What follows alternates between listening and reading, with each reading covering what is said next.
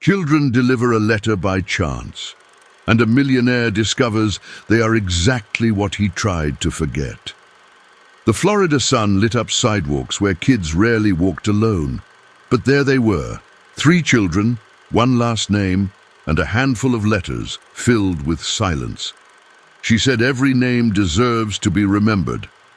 What they didn't know was that one envelope would reach the man who paid to erase that name forever. The golden Florida sunset cast long shadows across the manicured lawns of Clearwater's wealthiest neighborhood as 3 children walked purposefully between the mansions. A charity event had drawn the elite to the community center, providing the perfect cover for their mission. 9-year-old Eva Callahan led the way, her twin brother Eli following close behind, while 6-year-old Madison struggled to keep up, clutching envelopes against her chest. "Are you sure this is allowed?" Madison whispered, her eyes wide with uncertainty. Eva adjusted her worn backpack, the one with delicate embroidered patches their mother had sewn before she died. "We're just delivering letters, like a mailman." Her voice carried a confidence beyond her years. "Besides, they won't notice kids like us." The children slipped between the shadows of palm trees, dropping identical envelopes into mailboxes. At each one, Eva carefully wrote the same return address: Eva Callahan Silvers. Inside the most imposing mansion on Bayshore Boulevard, Anthony Silvers scrolled through investment reports on his tablet. At 36, the tech mogul had everything money could buy, except peace of mind. His assistant placed the day's mail on his desk, and Anthony absently flipped through it. His hand froze on a small white envelope with childish handwriting. The last name Silvers jumped out at him, written in a style reminiscent of another hand from years ago. His throat tightened. "Throw this away," he ordered, tossing it aside. Probably some charity scam. Later that night, as his driver navigated through downtown, the car radio played a segment from the local elementary school. "I'd like to thank someone who isn't here," a young girl's voice said. "Someone I never met, but who gave me half of who I am." Anthony reached for the dial, but something in the girl's voice stopped him. It reminded him of someone he'd paid handsomely to disappear 9 years ago. Back at his estate, he poured himself a scotch and pulled out his phone. "Jenkins, I need you to look into something. A girl named Eva Callahan. Or maybe Silvers." Discreetly. His doorbell rang unexpectedly.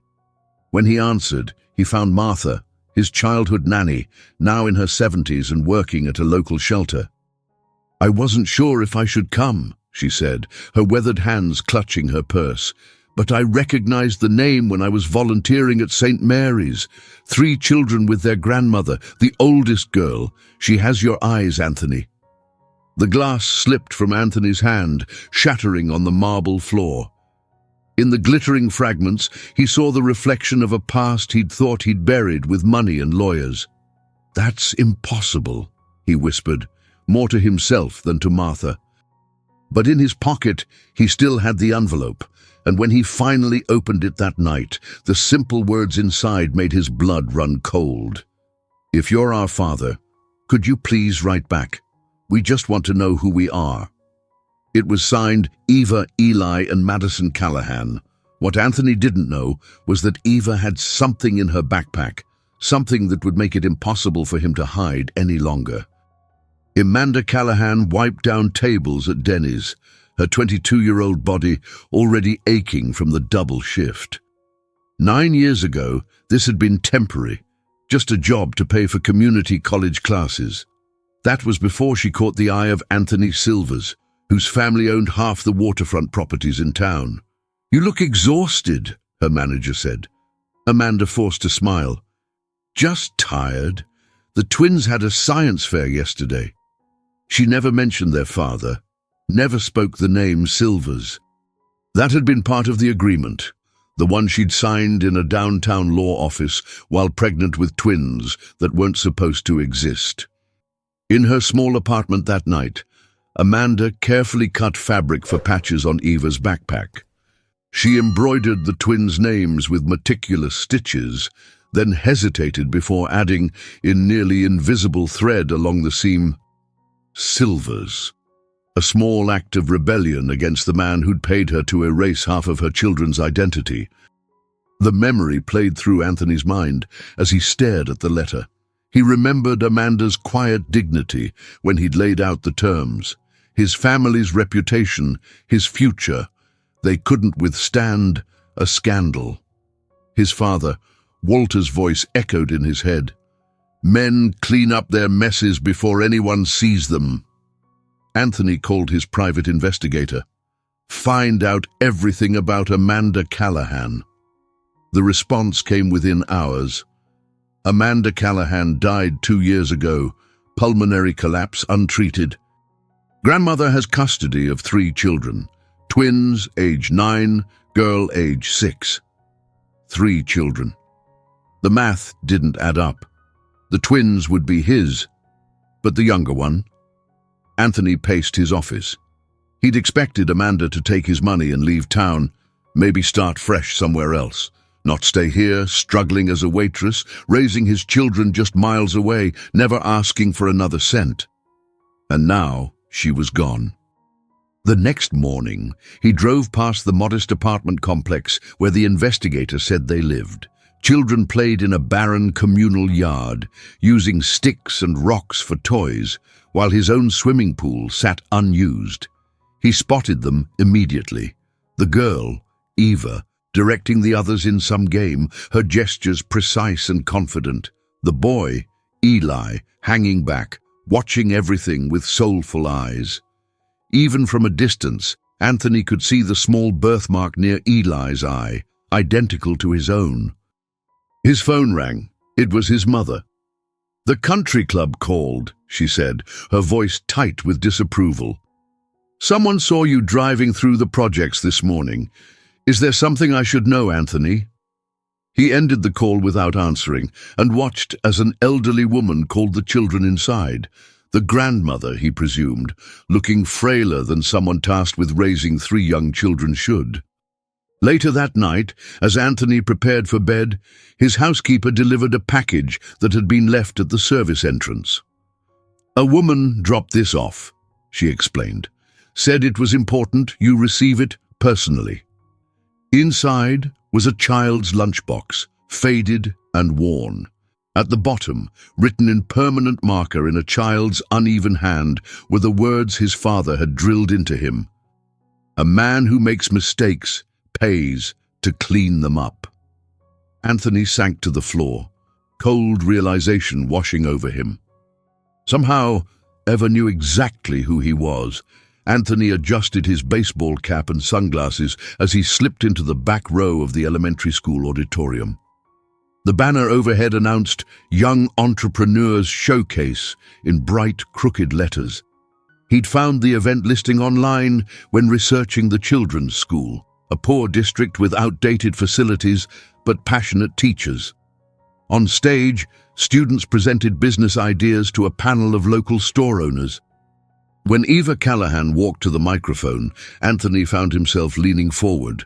She wore a simple blue dress, her hair pulled back with a ribbon that had seen better days. But she stood with remarkable poise for a 9-year-old. "My project is called Stories We Wear," she began, her voice clear and unwavering. "Every piece of clothing carries memories. My mom taught me that. She used to repair our clothes with special patches." Eva held up a handmade book, its cover fashioned from fabric scraps. "This book collects stories behind the clothes people throw away, because sometimes heritages aren't choices, they're sewn into us." Anthony's breath caught in his throat. Was this directed at him? Eli stood silently beside his sister, holding the pages as she turned them. When he looked up, his eyes scanned the audience and seemed to lock directly on Anthony. The small birthmark near his left eye, identical to Anthony's own, was unmistakable even from a distance. After the presentation, Anthony wandered toward the display tables, drawn to Eva's project. The book lay open, and as he flipped through it, his fingers froze on a page that featured a pearl button carefully sewn to the paper. "That's from my mum's special box," a voice said beside him. Anthony turned to find Eva studying him with unnerving intensity. "She said it belonged to someone important," Eva continued, "someone who left it behind." Anthony recognized the button instantly from his custom-made shirt, the one he'd been wearing the last night he'd seen Amanda. The night he'd left her apartment, never to return. "It's very nice work," he managed, sweat beading on his forehead. "You can have it if you want," Eva said, her eyes never leaving his face. "It belongs to you anyway." Before he could respond, a volunteer approached, smartphone in hand. "Would you mind if I take a photo for our social media? We're showcasing community support." Anthony tried to step away, but Eva moved closer. "Yes, please," she said. The flash went off, capturing them together, the billionaire and the daughter he'd never acknowledged. As Anthony hurried toward the exit, he heard a small voice behind him. "Mr. Silvers," Eli called softly. It was the first time Anthony had heard the boy speak. "My grandmother's in the hospital. She wanted us to give you something." Anthony froze, then turned. "How do you know my name?" Eli's expression remained neutral. "It's our name too. Mom sewed it into every piece of clothing we own, just in case." Later that evening, as Anthony tried to forget the encounter, his phone buzzed with a notification. The school volunteer had posted the photo online with the caption, "The reunion nobody noticed." It was already gaining comments and shares. His past and present were colliding, and Anthony couldn't stop what was coming next. Anthony paced his office, phone pressed to his ear. "I don't care what it takes. Shut down that project, cancel the program, do whatever you need to do to keep those kids away from the school." His assistant knocked timidly. "Sir, your mother's online too. She says it's urgent." Anthony waved her away, continuing his conversation with the school board member he'd just donated $50,000 to. "Just make sure they can't get back in. Consider it a security concern." The next morning, Anthony's driver handed him the local newspaper. A small article mentioned the unexpected cancellation of the elementary school's entrepreneur program, noting that children from underprivileged backgrounds have lost a valuable opportunity due to unexplained administrative decisions. His phone rang. Jenkins, his private investigator. "The grandmother died last night," Jenkins said without preamble. "Heart failure. Children are temporarily with a neighbor while social services figures out placement." Anthony stared out the window, his reflection ghostly against the city skyline. What would happen to the children now? Foster care. Separated from each other. Not his problem, he told himself.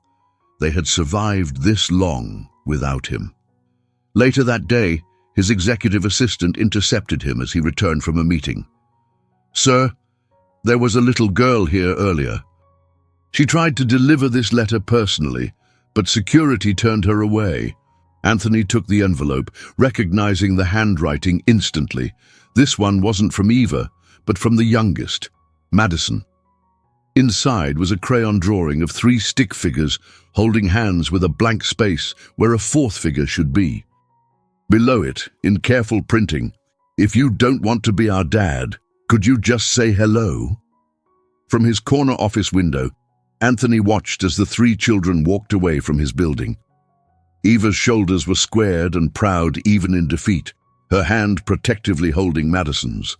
Eli walked slightly apart, his head turned back, eyes seeming to find Anthony despite the height and tinted glass. That evening, Anthony attended a gala fundraiser, making small talk with investors while champagne flowed freely. He kept losing his train of thought, fumbling names he'd known for years.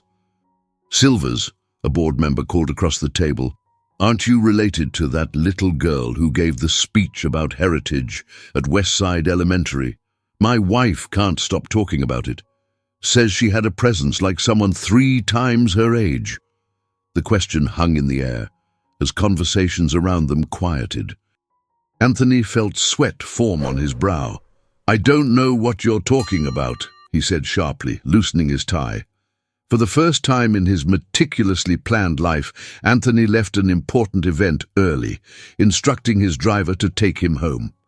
He arrived to find his mother waiting in his living room. "Anthony," she said, her eyes sharp with suspicion, "what's going on? You have the same haunted look you had after that waitress situation years ago." His carefully constructed world was beginning to crumble. Without answering, Anthony walked to his liquor cabinet, poured a double scotch, and retreated to his bedroom. There, he collapsed onto the floor, Madison's crumpled letter clutched in his fist. He pulled out his phone and searched for articles about Amanda's death. There it was, a tiny obituary mentioning survived by her children Eva, Eli, and Madison. No mention of their father. Anthony's finger hovered over a number he hadn't called in years. His father's old attorney, the one who had handled the situation with Amanda. But before he could press dial, another notification appeared on his screen. Eva's face stared back at him from a local news website. "Local girl's emotional plea goes viral as corporate America turns its back." Anthony's lawyer paced the office, gesturing wildly. "It's gaining traction. The photo of you and the girl has over 50,000 shares. Some reporter dug up an old picture of you and Amanda from a community college function. The caption suggests you abandoned your own children." Anthony stared out the window, his reflection fractured in the glass. "Can't you make it go away? That's what I pay you for." It's not that simple anymore. Social media has picked up the story. Now Silva's children is trending. The phone rang. Anthony's mother again. He'd been avoiding her calls for days. "Have you seen the newspaper?" she demanded without greeting. "There's a photo of a woman, that waitress, with you. They're saying you have children, Anthony. Tell me this isn't true." Before he could answer, his assistant buzzed. "Sir, there's a call from Westside Elementary. Eva Callahan has been suspended for disrupting classes. The principal thought you should know given the circumstances." That afternoon, Anthony found himself driving past the school. Children streamed out, backpacks bouncing. He spotted Eli walking alone, head down, clutching a rolled-up paper. On impulse, Anthony parked and approached him. "What's that you're carrying?" Eli looked up, unsurprised to see him. Without speaking, he unrolled the drawing. It showed a tall man behind a wall, with 3 small figures on the other side, trying to peer over. "It was for art class," Eli said quietly. "They hung it up. Now everyone's talking about it." Is that supposed to be me?" Anthony asked, his voice tight. Eli shrugged. "It's just how I see things." A teacher approached them, her eyes widening at Anthony's presence. "Mr. Silvers? I didn't expect..." "Eli, your sisters are waiting by the crossing guard." Anthony turned to her. "I wanted to ask about Eva, about her suspension." The teacher's expression softened. "It wasn't her fault. The attention has been difficult. Some children were teasing her about the stories online." She stood up for herself, perhaps too forcefully. Anthony hesitated, then asked, "Does Eva have a scar on her left arm?" The teacher looked startled. "Yes, actually, a small crescent shape. She said it was from when she was a baby, that she and her mother had matching marks." Anthony's throat constricted. Amanda had a distinctive scar from a childhood accident, a half moon on her forearm. He'd traced it with his fingers many times during their brief relationship. That night, for the first time since his father's funeral, Anthony Silvers cried. 2 days later, he received news that the children's grandmother would be buried on Saturday. Anthony arrived at the modest cemetery half an hour after the service ended, relieved to find the plot empty of mourners. But as he approached the fresh grave, he noticed something that made him stop in his tracks. Written in pink chalk on the temporary marker was a message. "If you came, then you read my name." He knelt beside the grave, fingers tracing the childish letters. He knew Ava had left this for him, a message only he would understand. As Anthony stood to leave, a groundskeeper approached. "You just missed them," the man said. "3 little ones. The oldest girl left that message, said someone important might come by later." "Did she say anything else?" Anthony asked, his voice unexpectedly hoarse. "Just that they were going to the social services office. Poor things. No family left now." Anthony reached for his phone, then stopped. What could he possibly say now, after all this time? What right did he have to step into their lives when they needed stability the most? But as he walked back to his car, a realization hit him with undeniable clarity. They had always been his, and now they had no one else. Ava sat stiffly in the television studio chair, microphone clipped to her collar. The producer had offered to apply makeup, but she'd refused. "I want to look like myself," she'd said. Across town, Anthony frantically called the station. "You can't interview a minor without guardian consent. She's in state custody." "Actually," the producer replied coolly, "we have permission from her temporary guardian. And frankly, Mr. Silvers, this story is too compelling to ignore." Anthony watched the broadcast from his office. His executive team gathered uncomfortably around him. The interviewer smiled warmly at Ava. "You've become quite famous this week," she said. "Your speech about heritage went viral, and now everyone wants to know your story." Ava looked directly into the camera, her composure remarkable for a child her age. "I just wanted to talk about my mom. She taught us that names matter. They connect us to who we are." "And what is your full name?" the interviewer asked gently. Ava paused, her chin lifting slightly. "My name is Eva Callahan Silvers." In his office, Anthony's colleagues turned to stare at him. "She never told us about you," Ava continued on screen, "but she kept your name everywhere that mattered. In our baby books, sewn into our clothes. She wanted us to know where we came from, even if you didn't want us to know you." By evening, Silver's children dominated every news cycle. Half the commentators painted Anthony as a villain who'd abandoned his family. Others suggested he was the victim of a publicity stunt orchestrated by gold diggers. His company's stock plummeted.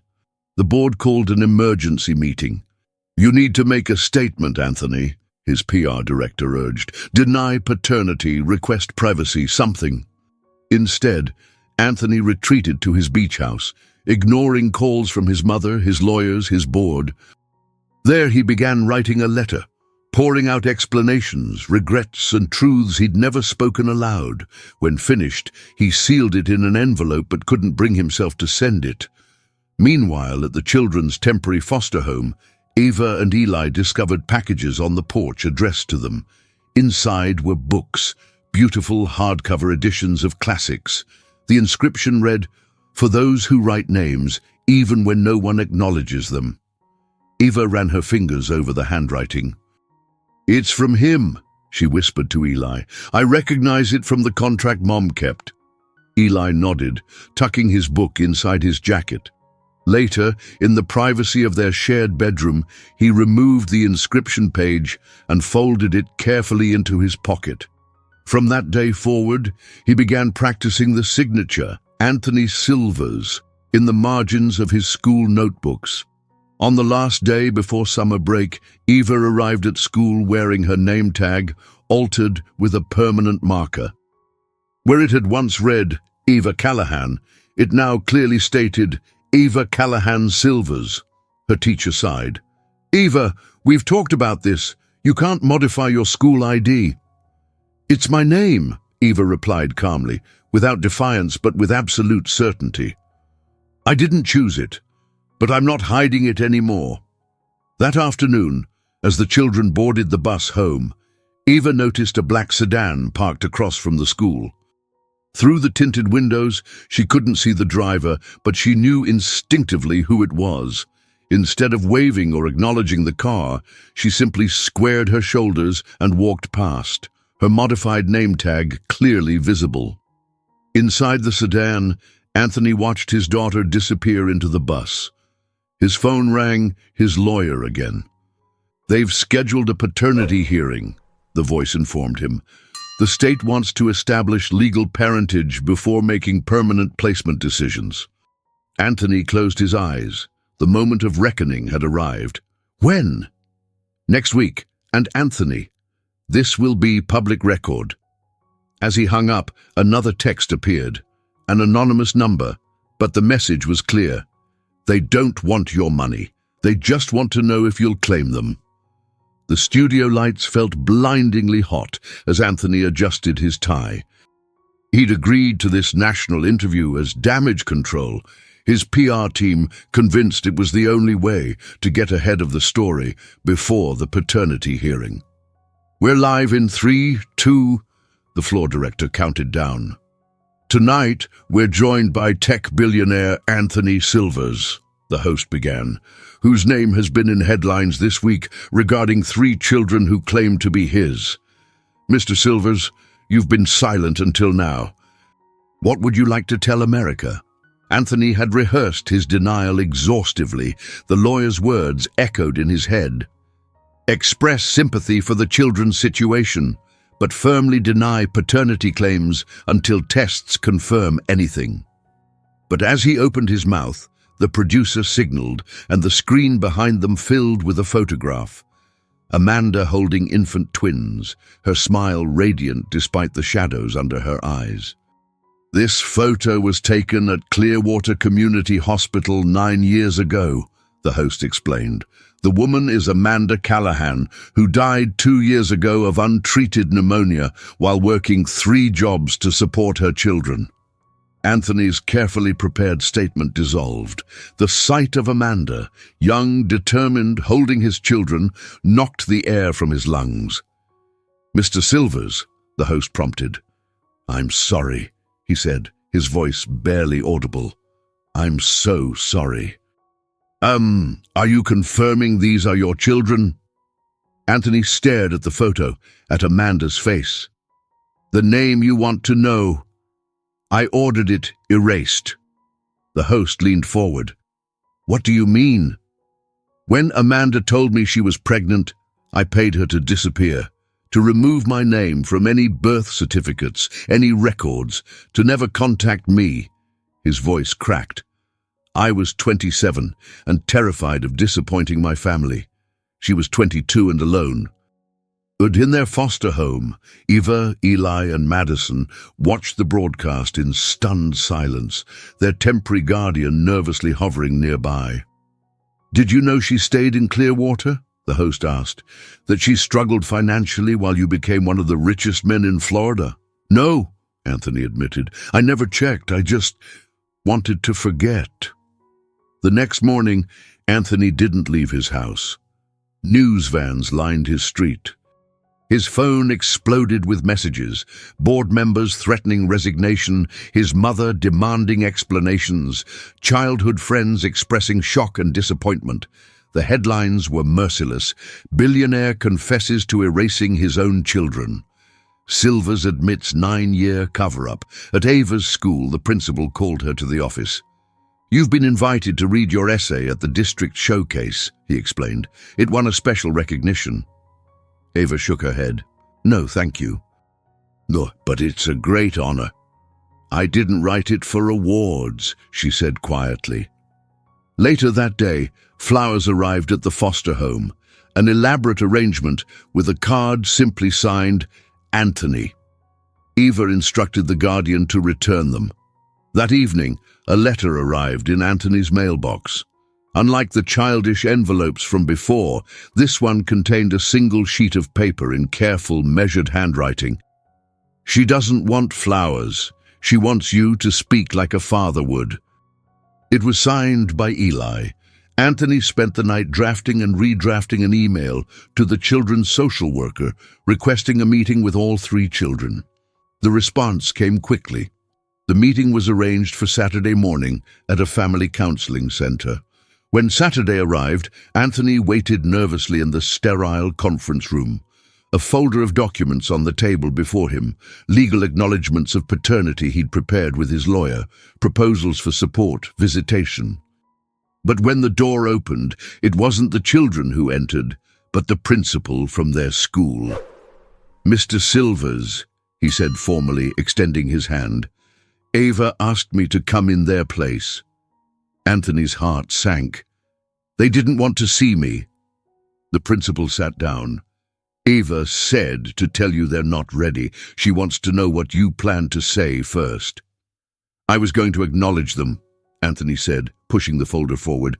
"Legally, financially, everything." The principal studied him. "Is that all?" Anthony faltered. "What else should I do?" "Eva had a question for you. If you couldn't say our names for 9 years, why should we believe you can be our father now?" The words hit Anthony like a physical blow. He had no answer. 2 years passed. Anthony had moved to a modest house in a quiet neighborhood, far from the mansion and the corporate headquarters. He'd stepped down as CEO, retaining only a position on the board of directors. The tabloid interest had eventually faded, replaced by newer scandals. The children had been placed with a permanent foster family who lived, by coincidence or design, only a few miles from Anthony's new home. He'd established a trust for each child, funded their education, but respected their boundaries. No forced meetings, no public declarations. On a crisp autumn evening, Anthony received an unexpected email from Eli's art teacher. "The fall showcase is tomorrow night. Eli's work will be featured. He didn't want me to tell you, but I thought you might want to know." Anthony arrived at the school auditorium and slipped into the back row. The event was already underway, a combination of musical performances and art displays. Ava stood with the choir, her voice blending seamlessly with the others as they sang "Bridge Over Troubled Water." When Eli's turn came, he stepped onto the stage with a large canvas covered by a cloth. "This is called The Names We Carry," he explained softly. When he unveiled the painting, a collective gasp rose from the audience. It depicted 3 children standing in a triangle, their shadows stretching behind them to form a 4th, larger shadow. Within each shadow were written names, hundreds of them, overlapping in different sizes and colors. "We all carry names," Eli explained. "Some given to us, some we find for ourselves." After the choir, Madison took the stage, now 8 years old and considerably more confident than the shy little girl from 2 years ago. "I wrote a poem," she announced. "It's called The Name He Never Said, but we understood anyway." Anthony sat motionless as she recited her simple but powerful words about waiting for someone who was already there, just invisible. When the showcase ended, Anthony approached the art display, careful to maintain distance from the children. He slipped an envelope beneath Eli's painting, containing 3 gift cards, one for each child. Inside, he'd written, "I was silent for too long, but now you have given voice to everything that matters." He didn't sign his name, but tucked a pearl button inside each card, identical to the one Eva had shown him years ago from her mother's keepsake box. The next morning, Anthony took his usual walk through the neighborhood park. On the bench where he often sat to read the paper, someone had carved a single word into the wooden slat. "Dad." He ran his fingers over the letters, wondering which of them had left this message. As he looked up, he caught a glimpse of Madison on the playground across the park, watching him with a small, secretive smile before running off to join her friends. For the first time in 2 years, Anthony felt something like hope unfurling in his chest. That evening, his phone rang with a number he didn't recognize. "Mr. Silvers?" a woman's voice asked. "This is Mrs. Brennan, the children's foster mother. Eva asked me to call you. She has something she wants to tell you." Anthony's hand trembled. "Yes?" "She's been accepted to the County Magnet Program for gifted students. The acceptance ceremony is next week. She said—" Mrs. Brennan paused, seeming to choose her words carefully. "She said you could come, if you wanted to." Just to watch. Anthony closed his eyes, overwhelmed. Tell her I'll be there, and tell her I'm proud of her. After hanging up, Anthony opened his laptop and began writing again. Not a letter this time, but something longer. A book, perhaps. On the title page, he typed, "The names we couldn't erase." And for the first time, he signed it not just with his initials, but with his full name. Anthony Callahan Silvers. It was a name he'd never used before, a bridge between his identity and theirs, an acknowledgement of the woman who had raised his children alone, and an acceptance of the family he had tried to deny. Ava stood in the university admissions office, frustration evident in her tense shoulders. At 18, she'd grown into a poised young woman, with Amanda's determination etched into every feature. "The form requires a parent or guardian's signature," the clerk explained patiently. "Since you're not applying as an independent student, we need your legal guardian to sign." Ava pulled out a worn document. "My grandmother was my guardian before she passed. I've been in foster care since. This is her last legal document. Can't you accept it?" The clerk frowned sympathetically. "I'm sorry, but we need current documentation. Perhaps your foster parent." "They're on vacation," Eva said, her voice tight. "And I need to submit this today to secure my scholarship." As she left the office, Eva nearly collided with Anthony, who stood awkwardly in the hallway, a folder clutched in his hand.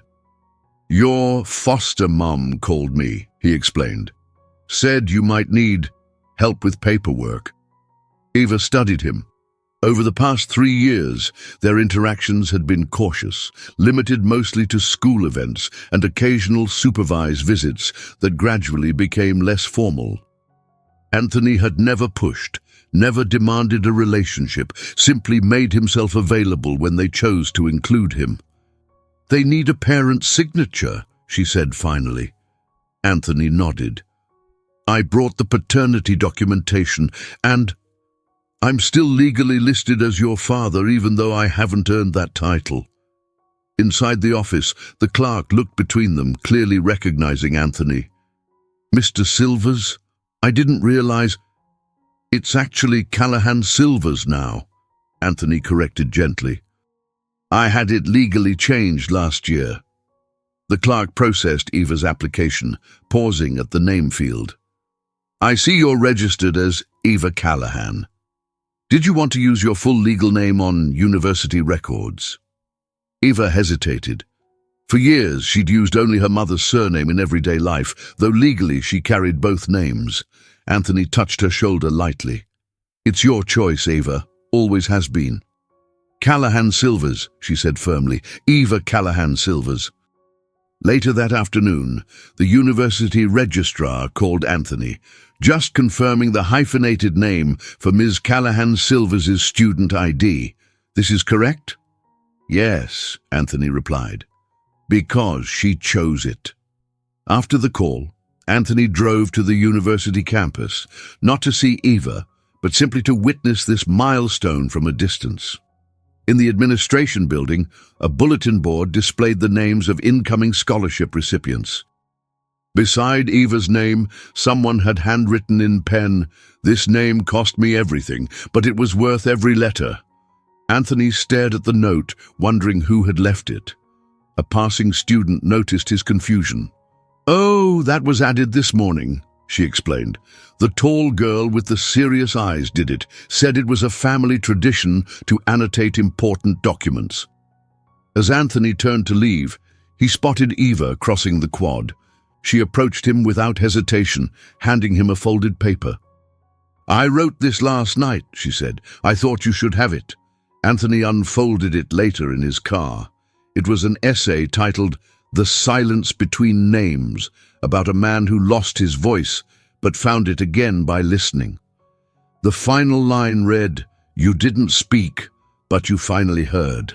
That evening, Anthony returned to his writing desk where his manuscript lay, nearly complete after 3 years of work. For the first time, instead of using a pseudonym or his initials, he signed the cover page clearly, by Anthony Callahan Silvers for EEM. His editor called the next morning. "Are you sure about using this name professionally? It's different from your established brand." "I'm sure," Anthony replied. "It's the only name that matters now." 10 years had passed since a small white envelope had changed everything. Eva now taught literature at the same university where she'd earned her degree.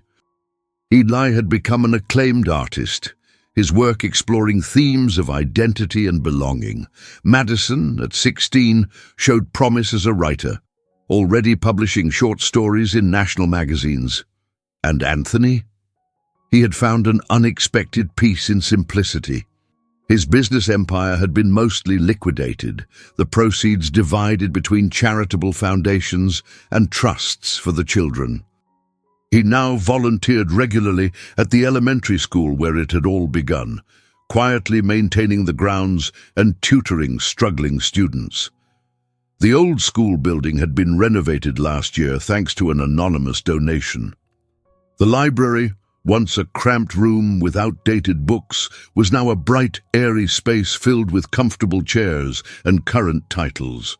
Above its entrance hung a polished wooden sign, Amanda Callahan Memorial Library. Anthony knelt in the school garden, planting tulip bulbs that would bloom in spring. A small girl from the kindergarten class approached, watching his work with solemn eyes. "What are you doing?" she asked, crouching beside him. "Planting something that will grow while we're not watching," Anthony replied, smiling. "Like a secret?" The girl's eyes widened. "Something like that." She pointed to his volunteer badge. "What's your name?" Anthony paused, soil still clinging to his fingers. Once that simple question would have triggered panic, defensiveness, the instinct to hide. Now it brought only a sense of quiet pride. "I'm someone who took too long to learn an important lesson," he answered. The girl frowned. "That's not a name." "You're right," Anthony laughed. "Would you like me to write my real name for you?" She nodded eagerly, offering him her notebook and pencil. Anthony wiped his hands on his jeans and carefully wrote, "Anthony Callahan Silvers." "That's a long name," the girl observed. "It tells a long story," he replied. As the kindergartners were called back inside, Anthony noticed a familiar figure standing by the library entrance. Eva watched him, her expression unreadable. She'd come to deliver a guest lecture, but he hadn't expected to see her in this part of the school. He stood, uncertain. Their relationship had evolved over the years into something neither of them had anticipated. Not quite father and daughter in the traditional sense, but connected by something deeper than legal documents or shared genetics. They had forged their own definition of family, one careful step at a time. Eva approached slowly. "Madison's story won the national competition," she said. "They're publishing it in the literary magazine next month." "That's wonderful," Anthony replied. "She has her mother's gift, with words." Eva nodded, then gestured to the dirt still clinging to his hands. "The garden looks nice. Those tulips were Mum's favorite." "I remember," Anthony said softly. "She mentioned it once, that night at the community college fundraiser. I didn't realize I'd remembered until I was ordering the bulbs." They stood in companionable silence, the autumn breeze rustling through the oak trees that lined the playground. So much had changed, yet some things remained constant. The school bell, children's laughter, the cycle of seasons marking time's passage. "Dad," Eva said suddenly, the word still rare enough between them to make Anthony's heart skip. "The university is dedicating a scholarship in Mom's name for single parents pursuing education. Would you come to the ceremony?" For a moment, Anthony couldn't speak, past the tightness in his throat. "I'd be honored," he finally managed. Eva nodded, then reached into her bag. "I found this last week, cleaning out some old boxes. I thought you might want it." She handed him a faded photograph.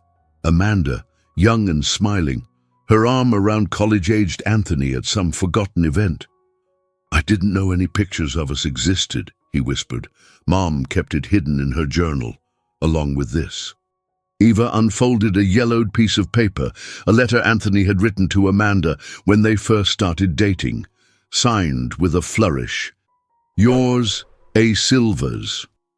As Eva turned to leave, Anthony called after her. "Eva, thank you for keeping our names alive when I tried to bury them." She smiled, Amanda's smile. "Some names can't be erased. They just wait to be discovered again." Later that afternoon, as Anthony locked up the garden shed, the school principal approached. "The board approved the renaming," she announced. "The sign company will be here next week." Anthony followed her gaze to the library entrance. Soon, the wooden sign would be replaced with a new one. "The House of Names that were never erased again."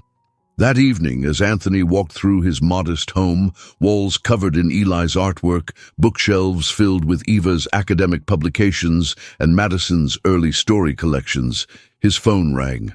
"Grandpa?" Madison's voice, bright with excitement. "Can you help me with my college application essay? I'm writing about how names tell stories." Anthony smiled, settling into his favorite chair. "I'd love to," he said. "Tell me your story, and we'll find the right words together." Outside his window, tulip bulbs waited beneath the soil, patient and perfect, ready to rise when their season came. Just like the names he had once feared, now embraced as the greatest gift of his life. Some names are inherited, others are chosen. But the most powerful ones are the names we fight to keep alive. This story reminds us that no matter how much we try to run from the past, it has a way of finding us, not to punish, but to offer a second chance. Anthony learned, too late, that erasing a name doesn't erase love, and that silence often speaks louder than denial. Family is not just who you claim, but who you show up for, especially when it's uncomfortable. So we ask you, what names have you almost forgotten, and who might be waiting for you to say them again?